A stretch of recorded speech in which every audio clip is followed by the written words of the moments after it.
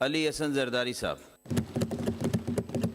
Thank U जनाब speaker, आपने मुझे मौका दिया 25-26 की बजट पे बात करने का।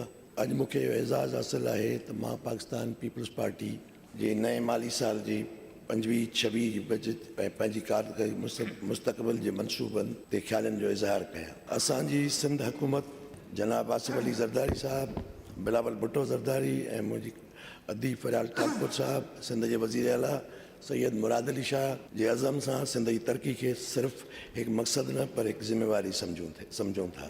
सिंध जी तरक़ी रोडनि, पुलनि, इमारतनि, अवाम जी सहूलियत ते जुड़ियल आहे जेके शहर ॻोठनि खे ॻंढीनि था, ज़िंदगी के मयार खे बहितर बणाइनि था।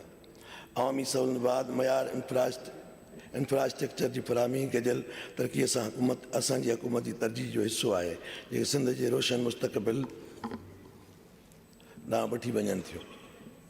ताईं 2939 किलोमीटर रोड जी तमीर कराई वई, 15 स्कीमूं 20 किलोमीटर या वधीक मजमूई ट्रैक 822 किलोमीटर तमीर कराया विया। 80 रोड 10 किलोमीटर जा वधीक मजमूई ट्रैक 1092 किलोमीटर तमीर कराया विया।